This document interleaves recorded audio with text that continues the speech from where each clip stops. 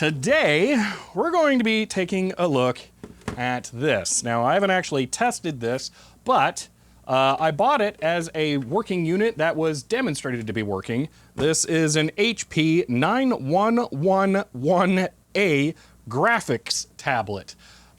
It's a CAD digitizer. You tap the pen on the thing and it knows where it goes, and you send data to the computer over HPIB like always. So we're gonna try hooking this thing up to my HP Series 200 and see how it works, but we're also gonna hook it up to my plotter. Matter of fact, I think we're gonna hook it up to the plotter first to see if we can make that work with a simple proof of life test.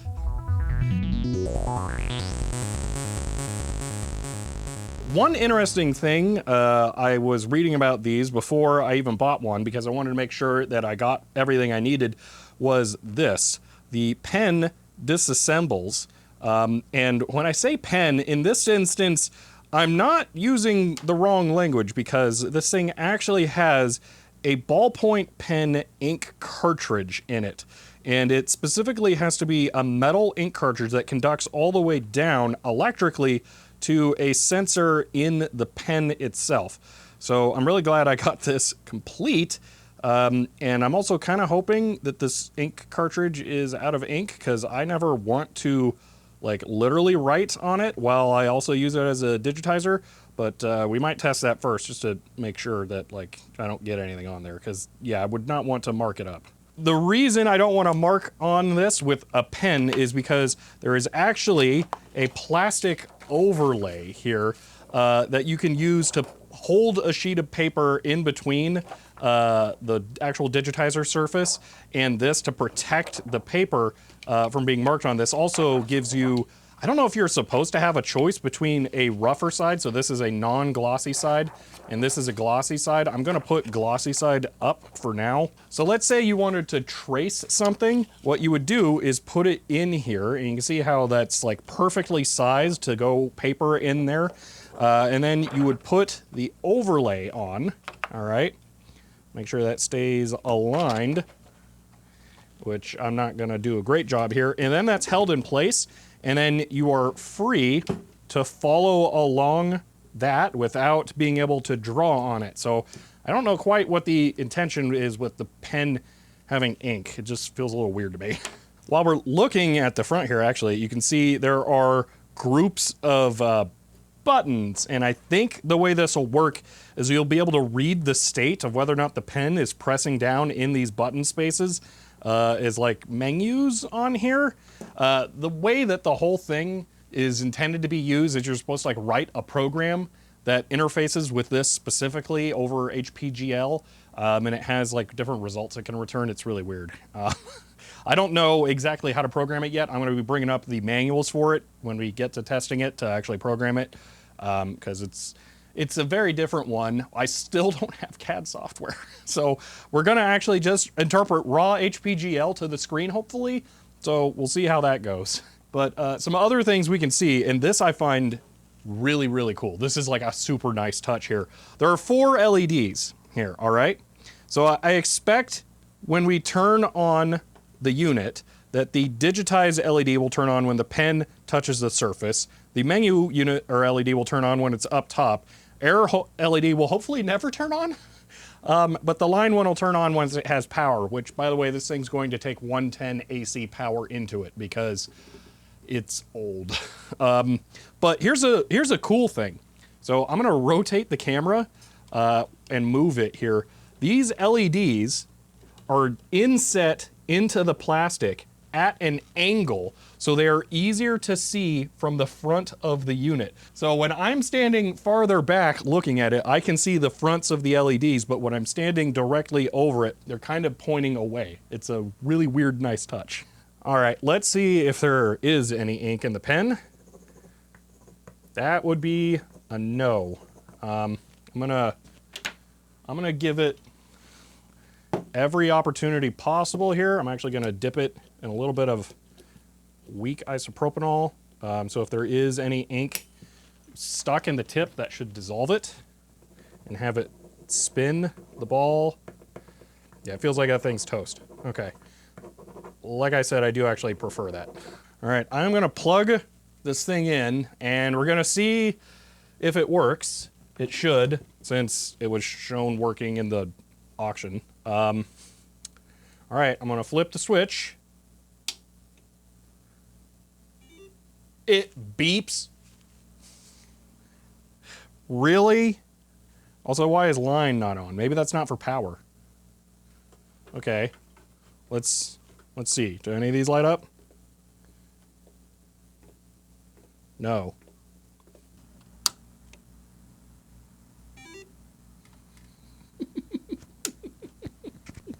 That's so unnecessary. I love it.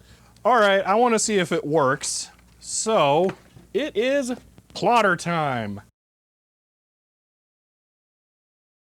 So it looks like there is a special jumper configuration that is talk only, and I'm gonna guess that it will just output all commands. All right, these are connected. I'm gonna turn on the plotter. Now I'm gonna turn on the tablet, which is set to talk only mode.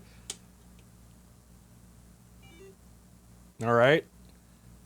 I don't know that that's what I need it to be for this, but, well, apparently not.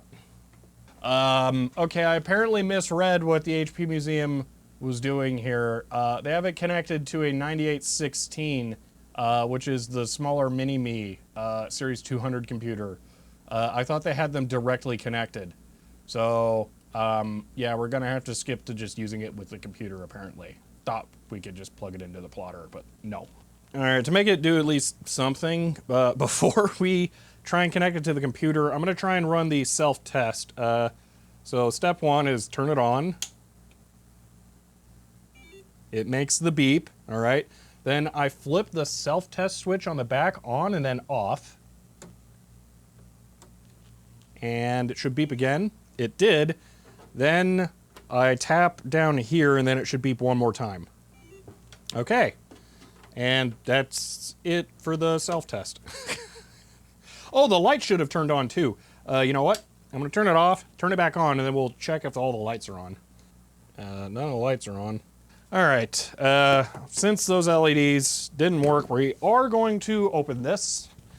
I'm gonna put something soft over the front so I don't scratch it up. Okay, so, oh, that's not good. Well, yeah, definitely, not anything separate for the LEDs, that's for sure. They're just attached straight up to that, huh? Huh.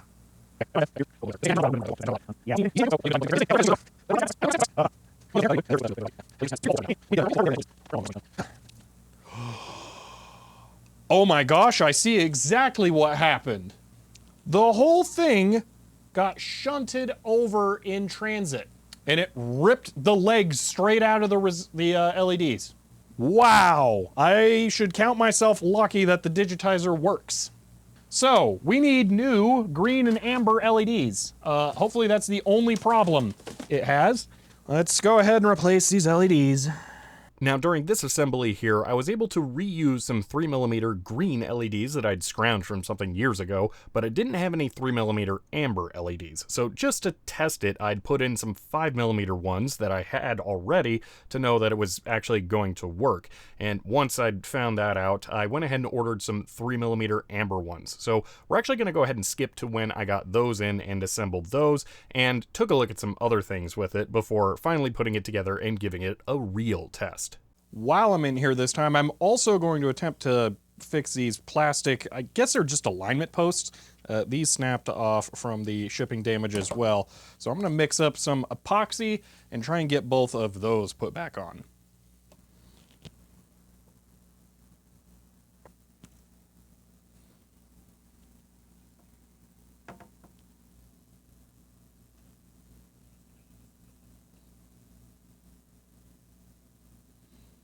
All right, so I've got the two new amber LEDs in that are the proper 3mm instead of the 5mm that I had temporarily used, just to make sure that it was all good. So let's make sure those are working by plugging this in and turning it on.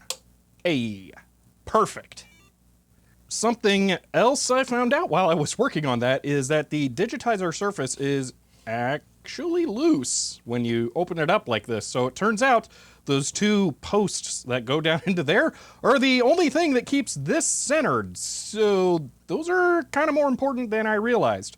I've been letting them set for about an hour now, I want to say. So I think they'll be good enough to put in here, and then they'll finish curing. It's not like it's going to be under a lot of stress while it's assembled, so that should be fine. So let me go grab that and put it back together now. Yeah, those are feeling good enough for this for now, and then, like I said, they'll fully cure as this thing sits. See what they look like on through the plastic. Oh, yes. I don't know that they're supposed to stick up like that, but I like it, so I'm going to leave them that way. I'd remarked earlier about how they seemed like they were hidden down farther in, but clearly they weren't supposed to be since they were all shattered in there. With that, I hopefully never have to open this thing again. So now I can finally go start learning to use it. Okay, now let's try using this thing out, which I can still do despite not actually having CAD software for this. Now, when I say CAD software, I mean one of a multitude of programs that HP themselves actually sold. I can and will actually demonstrate writing my own software here in a moment. But for something like this, there would have been at least EGS 200, HP Draft, Graphics Editor, and there is another one that I'm forgetting that I believe is more specific for mechanical design. At least 4 different CAD programs that would have been compatible with this thing. Now, one of the reasons why I can't find any of them is that they were like 10 grand a piece. I have actually found some price information for them. So, yeah, it's not going to be very easy to track any of them down. So what we're going to do here today is write software to interface with this directly, because this thing just uses HPGL exactly like a plotter does. So it's really easy to read data from this thing and do actions on the computer based on it. Now, for both BASIC and the tablet itself, there were a large number of manuals and different kinds of documentation available, usually specifically split between operators and programmers, which we have examples of for both of these things. Now, one particularly interesting manual I have here is the BASIC 4.0 Graphics Techniques Manual, because in a page farther in here, it has this demo program for working with a 9111. So we're going to go ahead and put this program into the computer and try it out. Now, I've actually already got this program in here, and I've saved it as 9111 demo on one of my high-density disk drives. Bring up the basic editor, and here you can see the very simple, small little program that will allow us to view graphics being drawn with this thing. So all I'm going to do here is hit run, and we're ready to go. You can see on the monitor here, it has drawn quadrants. It's actually a frame and then axes, so that's all there is to it. But I can pick up the pen and begin. So as soon as I put the pen down to the surface, you can see it starts getting tracked over on the computer. However, even though I'm touching, it's not drawing. That's an important distinction to make here, because this is a digitizer, not really a drawing tablet, and it's meant to capture points and not necessarily lines and curves. You wouldn't really freehand something in here like this. This would be a lot more deliberate, and this kind of input device is more for precision than expression. So we're going to be doing this maybe not quite as differently and excitingly as you might think, but this would be more what you'd use it for. So to actually draw a line here, all I have to do is push down on the tip of the pen, and there we go. We drew a line, and yeah, that's all this program does, actually. Now, it's important to keep in mind that while I can keep drawing on here, this isn't being saved anywhere. It's actually just putting bitmap data onto the screen and then just leaving it alone. So I can't actually take this and send it to the plotter, for example. I can print it, or I can once I do this.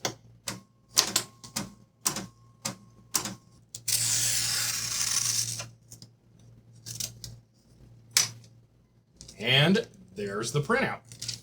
Now, this rasterized drawing is why you would want a real CAD program, because you would not just want to save bitmaps in here, which is actually possible. If you look in the manual for this thing, I could store the display as it is to a file and then reload it later if I want. But working with something like that isn't that easy, and you'd be much better off capturing the raw XY values of the points and then manipulating them over time, and then redrawing the display as you work on that data. But we're going to be stuck in raster graphics land today, because it would take a ridiculous amount of effort to modify this program to be that advanced. We are, however, going to modify it to make it just a little bit more advanced. Now, you may have noticed a flaw with this. We only have a single continuous line with no way to start a new line somewhere else. It's always saving our previous point and then drawing a line to the next one. So what can we do about that? Let's start by resetting the computer and hiding the graphics background. I'll reload the editor program and let's take a look at the code that we have here. So the first real line here is input is 706. 6 is the GPIB address that this thing is set to by default, and I'm using it on there because the majority of the GPIB devices all come with different kinds of addresses that are designed not to conflict. For example, this is GPIB address 5, and the printer up here is GPIB address 1. So using their recommended defaults is actually pretty helpful when you start having kind of a lot of things connected to the computer at once. On the next line, we can see that the plotter is set to the CRT here. I can change this to 705 here and then HPGL there, and it would output to this, but we would lose that tracking point, which is pretty useful, and it wouldn't really be that great for just freehand stuff. But there is a use case we'll be taking a look at later for that. For now, we're just going to stick with the CRT. Track 3 here is how you enable that pen following cursor. Alright, graphics on here is equivalent to me pressing the graphics button. It just makes sure that layer is visible. Okay, now we get to the actual drawing aspects of it. Frame will put a frame all the way around, and that may also relate to window up there, setting where you want that drawn. And then axes will draw the dividers across the entire display. Move here is what we're really interested in, because that centers where the cursor is before we start drawing. Then it goes on to digitize and draw, and then loops back indefinitely. Now, let me talk about digitize for a moment. I'm going to rerun the program as I talk about this, because digitize is a more complicated basic command than it may seem at first. Now, as I'm moving the pen around on the surface, I'm not pressing down and causing any permanent actions to happen in the program. But this cursor is following along. This is what the digitize command is doing. It is following the pen and then updating the position of the locator here on the display. So digitize is actually a blocking command, and it won't end until it gets a point. Now, because of this, if I say run the command list here while the program is still running, if you remember from my original video, this machine can multitask like this, it will be locked. It won't do anything. And that's because digitize is still running in the background. As soon as I make another point, it frees up the system to run that list command. So you are stuck at that digitize line until a point is actually captured with the pen. Now, there is a different way that you can read the position of the pen before it actually presses down, and there is an example of that in the basic manual as well. But I want to keep using the digitize command here because it presents an interesting programming challenge, and there is a way that we can solve this with the soft keys up at the top of the tablet. Now, one of those amber LEDs that I replaced earlier is a menu indicator light. When you press one of the soft keys, it will light up. Now what this actually means is that the tablet has set a status bit inside of it that the computer can then read to know which button I have pressed. So if we want to change what happens here with draw to a move, it would make sense to read which soft button was last pressed and try and make those the tool selections between move and draw commands. And this is where the output status command comes in.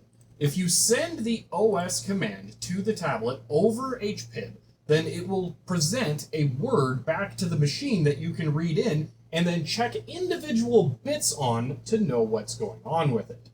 Now, I know we could do something similar with the status line here that Digitize captures, but I want to show the full process of this here. So we're going to insert a new line here and just ignore that status variable entirely. I'm going to run an output command and send it to 706, which will go to the tablet.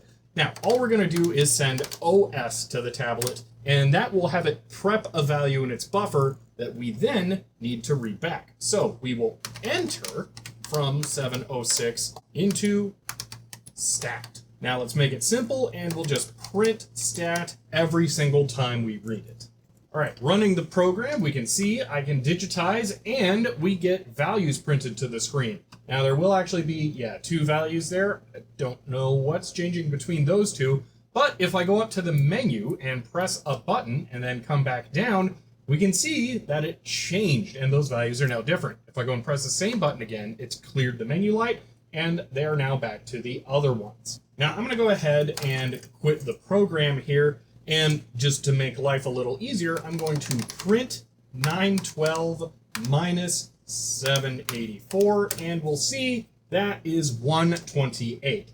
So our status bit for the menu is 128 on that value that we just read back. Now what this means is if we do a bit mask or a bit and function on this stat variable with a 128 value as our filter, we will get a single value that just contains the bit of whether or not the menu is active. So we can do this with the function bin and, all right, we'll set stat here and then let me clear the graphics. Set stat as our first parameter and 128 as our second. So with that, we should now get either 0 or 128 as it filters out everything else. Let's rerun and test. All right, moving around, we're not getting anything. Activate the menu, and now we get 128 every single time. Deactivate the menu, and back to 0. So with this command here, we know we can determine whether or not we're in a menu. So let's make this a little more interesting. I'm going to clear that all out and make an if command here. Then, and a go sub menu. So what this would do is if bin and does not equal 0, which would be 128 when the menu is active, then it will go subroutine to the menu label. So we can now go down to the bottom of the project, insert a new line above end, and create a label that matches menu there, and perform an action based on the results of bin and. And our action is going to be based off of the read soft key command. Read soft key will return the number value for the last key push that set the menu bit. So, like with the output status command, we are going to output 706, but this time we're going to issue the read soft key command. We will read it back in from 706, and we're going to put it in the variable button. We'll just print button for now to make sure that the code's working. And to end this, we need to return to the main loop. All right, run the program one more time. Digitize around, nothing happening. Go up to the menu, press once, come back. I pressed button 1 and got result 1. I'm going to press button 2 and I get result 2. So we definitely can read in the soft keys.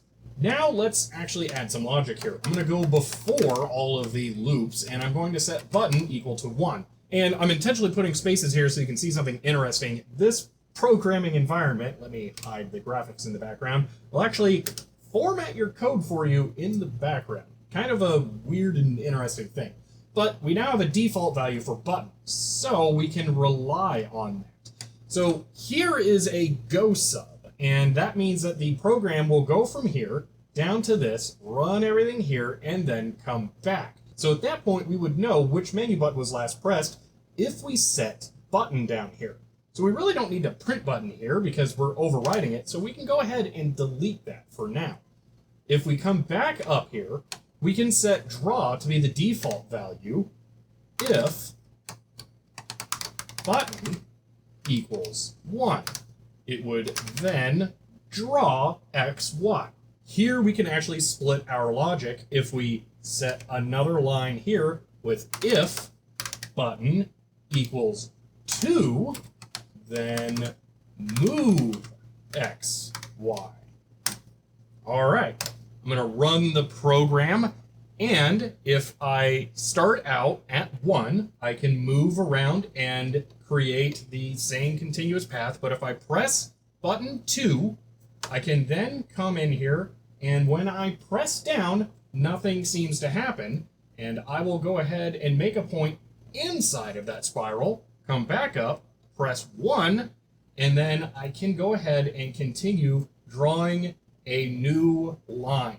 So I can now actually start and stop drawing by using the menu buttons up here to control what the logic of the program is doing. Now, this can be made a little more fun, and I will load a program I've already written for this, 9111 draw. All right. Now, the program that I just loaded there is pretty much the same as the one we were working with, but I've hidden the axes, and I've added 2 lines down here based on the button that was last pressed, because for some weird reason, as we discovered, this thing has a beeper built in, and you can control it from the computer. So I've set it up to beep at different pitches based on which button you press to select your tool for drawing. So let's go ahead and check that out.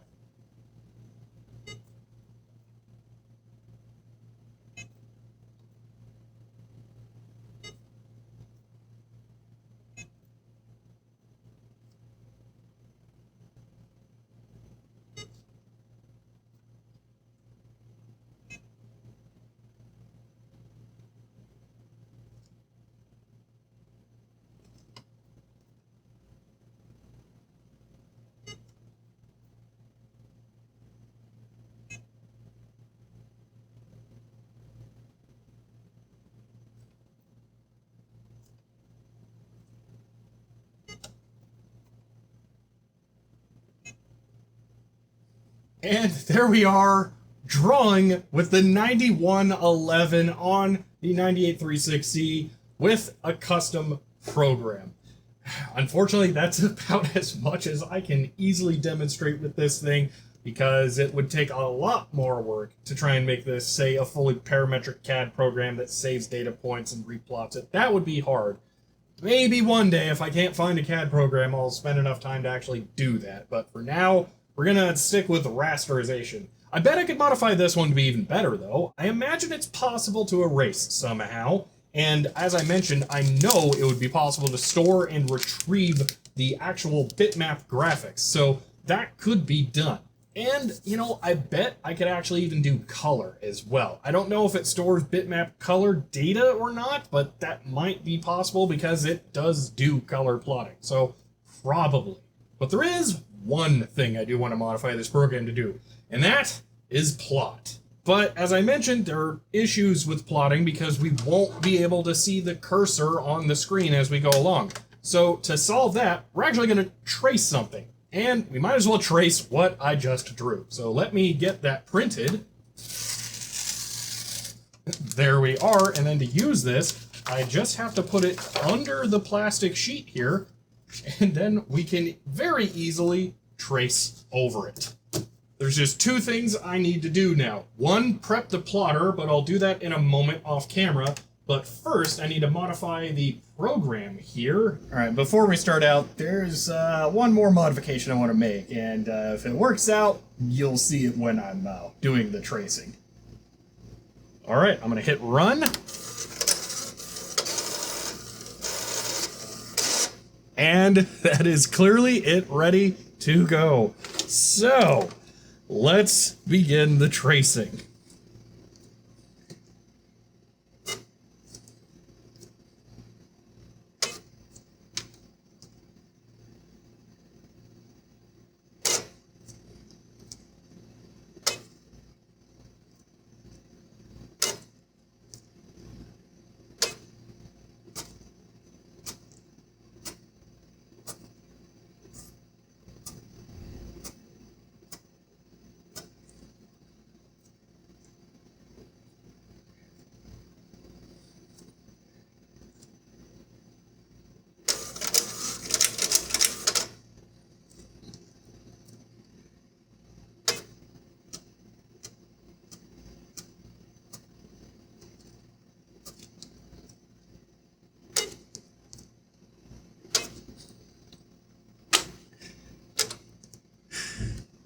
And there we go.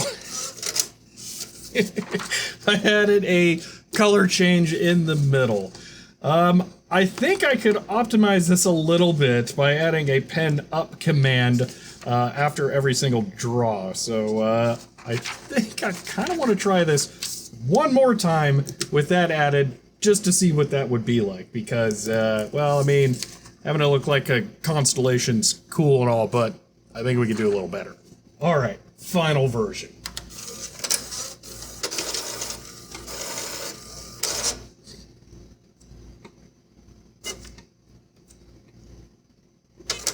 Oh yeah, that's way better with the pen up.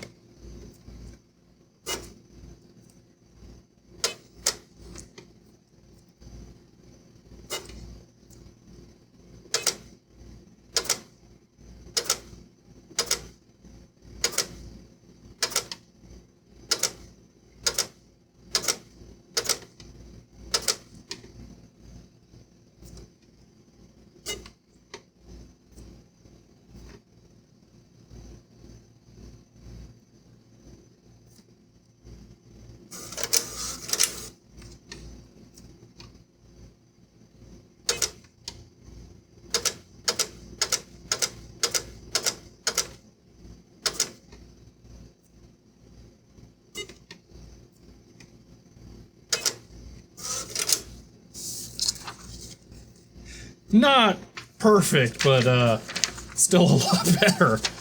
Yeah, that is a lot of fun.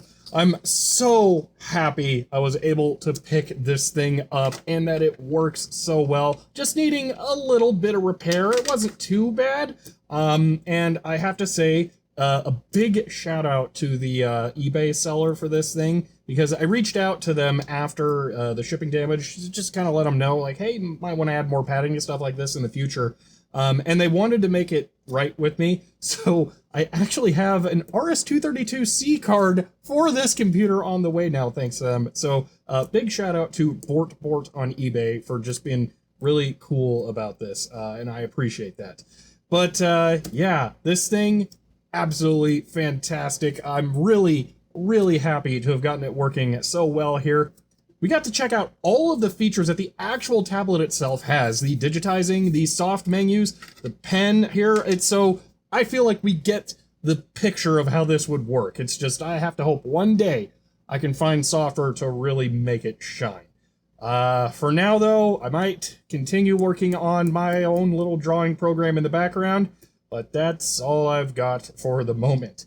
Well, that is the 9111A, and if you guys enjoyed this video, I cannot stay away from the HP 200, so you may want to subscribe, because I'm sure there'll be something else coming up, HP related.